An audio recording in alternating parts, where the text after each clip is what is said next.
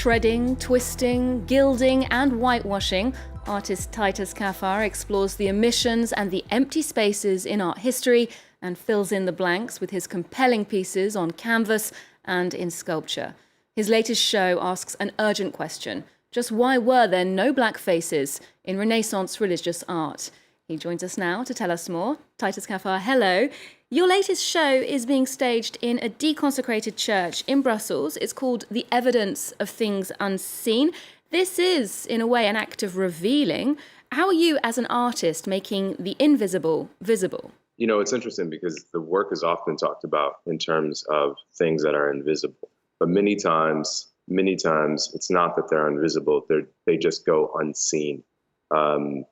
Often when we look at the history of painting, there are black figures minimally, but they are in the margins. They are often in the shadows of the painting. And so in my practice, when it comes to this particular body of work, it means bringing those characters to light.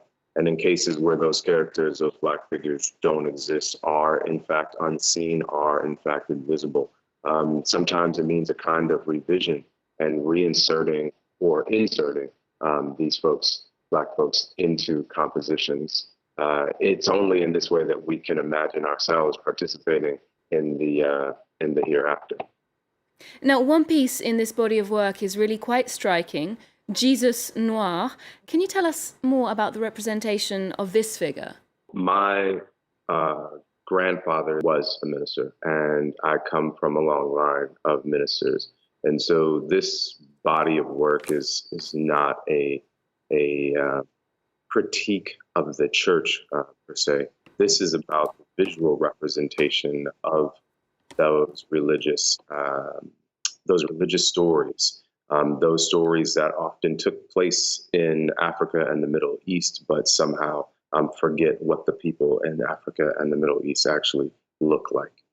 And so in that particular painting, I take a portrait of a friend of mine, Leonard Gallum, and he is my studio assistant. And I painted a portrait of him and literally duct taped it to the surface of the painting. And this act of urgency, trying to find space for saints that look like the saints that exist in my day-to-day life. Now, it's interesting that you mentioned the idea of revision there, because Fresh Perspectives on Cultural Content are producing a number of revisions to films, books, and pieces of art based on racist or sexist stereotypes. Disney Plus is the latest company to announce that it's including a new message with certain films warning viewers that this program includes negative depictions and or mistreatment of people or cultures. The caveat has been applied to Peter Pan, Dumbo, The Jungle Book, and the Aristocats. And we spoke to political expert Françoise Vergès, who told us what these sorts of measures can hope to achieve.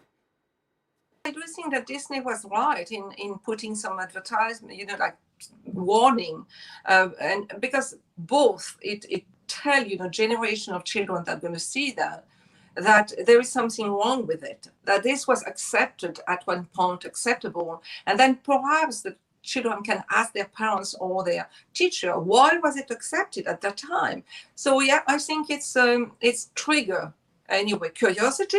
Why is it like that? And from the curiosity, explanation and discussions. Titus, so we hear there that the idea of prompting a conversation is important, but do you worry that visible moves like these might provoke those who complain that so-called woke culture has gone too far, those who say that political correctness shouldn't be dictating what we see and what we consume? I mean, I'm not in the slightest bit concerned about folks who say that goes too far. And staying with that debate, we've seen a public campaign from those who want the antiquated symbols of racism, sexism, and the oppression of minorities to be torn down, with the destruction of statues like that of Edward Colston, an English slave trader in Bristol. In the United States, that debate centred on the Confederate symbols, and one artist who responded to that debate was Kehinde Wiley, with the monumental sculpture Rumours of War, which made its debut in Times Square at the end of last year. A replica has just been put up in Philadelphia too. Now that depicts a young black man astride a horse, taking inspiration from the Napoleonic portraits by classical artists like Jacques-Louis David. Titus, much of your artwork addresses omissions and additions in history. Kehinde Wiley's statue can be considered an addition. Do you think that the destruction of the other statues has or will have a performative function? I don't think that the answer is actually to tear down those sculptures. I think, as I've said before, we're having a very binary conversation about these sculptures. That is to say, we keep them up or we take them down. If it is binary, then yes, take them down, because I don't think they represent anything that we want to tell the world that we believe in. But there's another way to engage this conversation, and it has to do with, in fact, engaging artists and having them make new work in the way that Kehinde did. And so what I see is an opportunity for us to take these old, horrible sculptures off of their pedestals, bring them down, but leave them in the squares. And while they're in the squares, populate those public spaces with new contemporary art that speaks about our future. Looking back to your earlier work, one painting really made waves when it was exhibited. It's called Behind the Myth of Benevolence, and it shows a black woman peeking out from behind a portrait of Thomas Jefferson, a founding father, third president of the United States. Can you tell us a bit more about this woman and what she represents? That painting began after a conversation with a friend of mine. She is in her 80s, and she used to be a history teacher. And we were talking about history, as we often do, and at some point we got on to the conversation of Thomas Jefferson. And at some point in that conversation, she said, well, Thomas Jefferson was a slave owner, but at least he was a benevolent slave owner. And so I asked, I said, what do you mean benevolent slave owner? Because I don't see how those two words work together. Everything I've read about Thomas Jefferson tells me that he was a man who valued liberty over anything. And if you value liberty over anything, if you value liberty over, even if it's liberty or death, then the only benevolent thing to do would to be give that woman her liberty. And that's not what happened. And so I made that painting out of my own kind of wrestling with that particular conversation and trying to find a way to speak to the two main characters involved in the narrative and making sure that they both had a voice. Use that painting as a way to point out the complexity of American history. And some 200 years separate that woman and yourself. So what do you think she has to say about race relations in America today? There would be surprise. And the surprise would be twofold. I think the surprise would be how much progress had been made. And the surprise would be how much progress has not been made. How things in many ways are the same.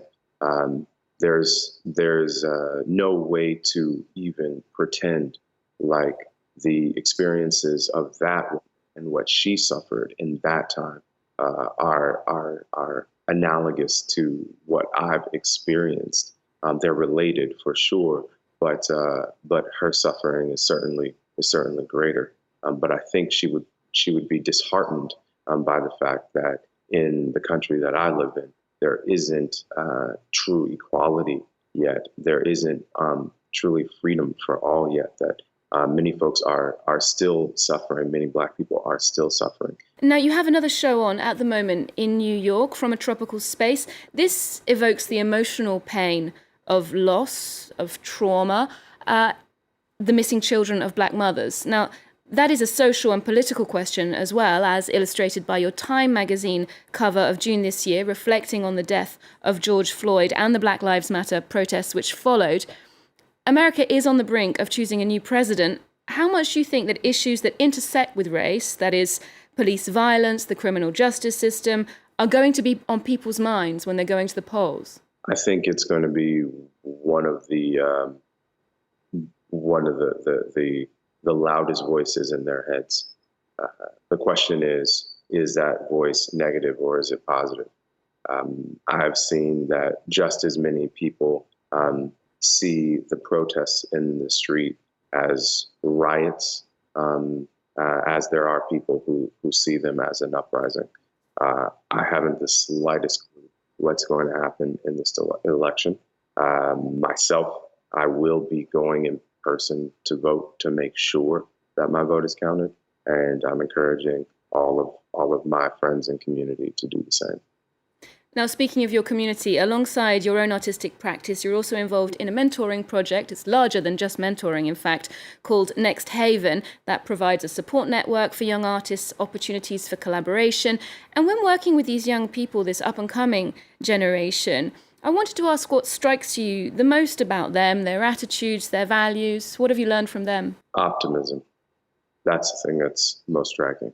I think when I started Next Haven, with my co-founder, Jason Price, Jonathan Brand, and Carrie Mack. And I'd started it because of my own experience as an artist and feeling in many ways disillusioned by the art world and in some cases by what was happening in our country. And so the thing that's striking for me is the way that these artists are actually optimistic about change. It becomes easy to get depressed about what's happening in the world and feel like pulling back and finding ways to disengage. And that's not what they're doing. They're digging in, they're taking the time, they're being thoughtful. They are trying to change the world. And I believe that they can do it. That is a very optimistic sentiment to wrap up the show on. Thank you very much for joining us today, Titus Kaphar. Now we'll end with some images of that exhibition in New York from a tropical space. Do remember to check out our website for more arts and culture, and you can keep up with us on social media too. There's more news coming up on France 24 just after this.